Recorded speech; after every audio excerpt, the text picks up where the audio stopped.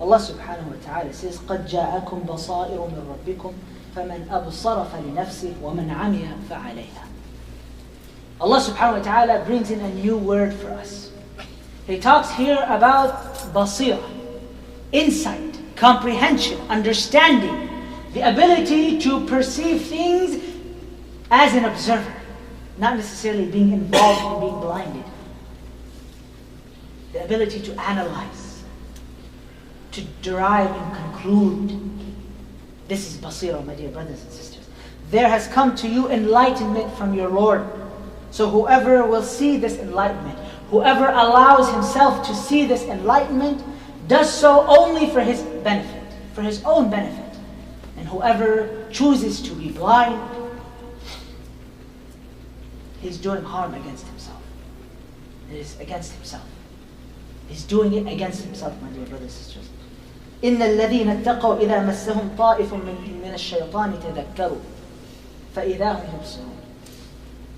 Indeed, those who fear Allah subhanahu wa ta'ala, those who are the ones who think of Allah azza wa jal all the time, whenever an impulse from shaitan touches them, whenever a thought from shaitan comes to them, my dear brothers and sisters, they don't think, should I do this or should I not do this? No, they skip that.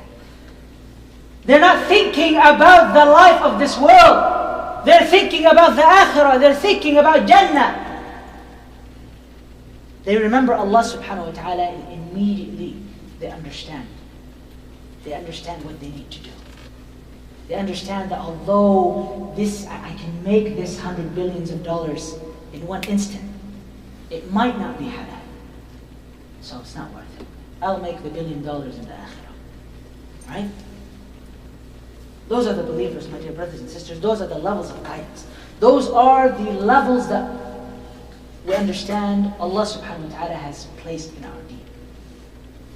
The question we ask ourselves, what type of guidance do we want? What type of relationship do we want? Do we want to be just a person void of faith in this life? Do we want to be just a person who knows of Allah subhanahu wa ta'ala and does nothing more? Do we want to be a person who says we love Allah, but with our action we do nothing to prove it? Or do we want to be the individual who is obedient to Allah subhanahu wa ta'ala, and thus he loves Allah azza wa jalla, and that way it's proof that he knows Allah subhanahu wa ta'ala, and in this way it's proof that he is guided.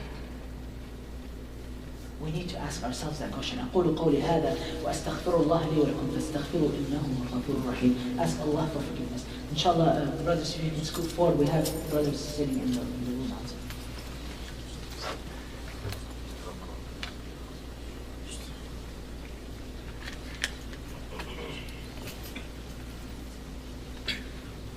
الحمد لله رب العالمين والصلاة والسلام على رسول الله أشرف الأنبياء والمرسلين سيدنا محمد وعلى آله وصحبه أجمعين.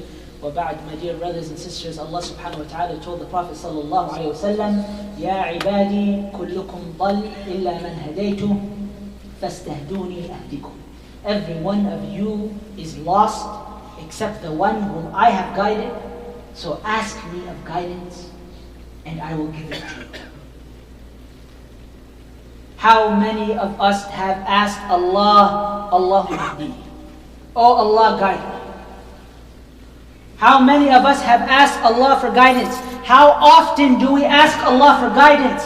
Do we think that once we say La ilaha illallah, that is enough?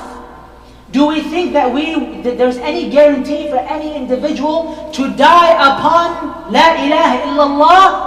Do you know of the stories of the individuals who they were Muslim up until the time of their death and they died in kufr?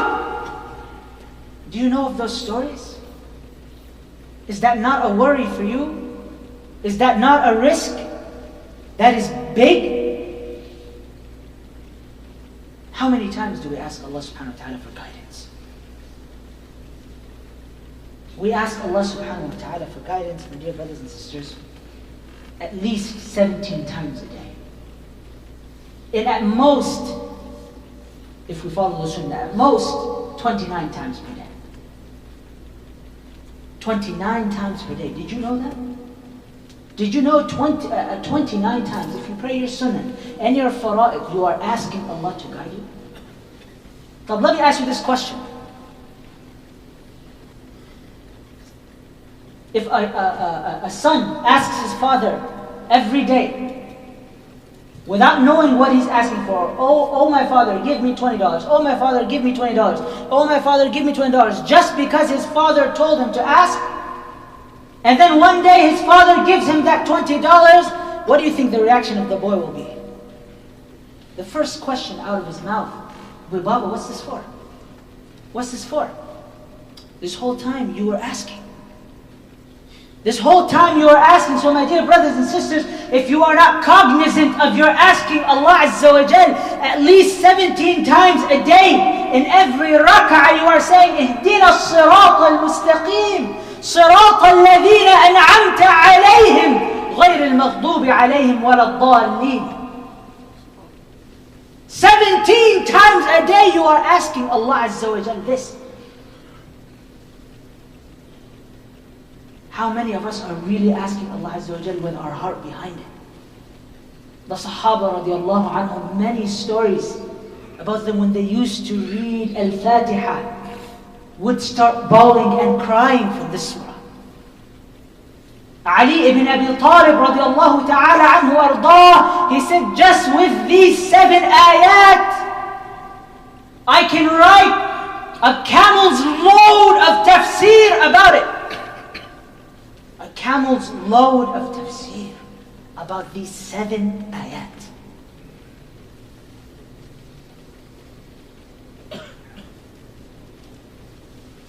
You ask every day, Ihdina as-sirat al-mustaqim. And we find ourselves in the situation we are in today. Our masajid are empty. Our programs and halaqat and duroos are empty. Our opportunities to know Allah Azza wa Jal are empty, ya ikhwani wa akhawati fillah. So it begs to question how many of us are really asking Allah for guidance.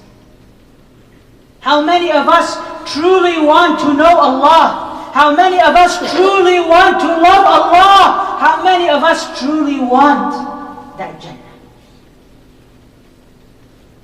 Allahumma adkhilna fi Jannah. Say amen.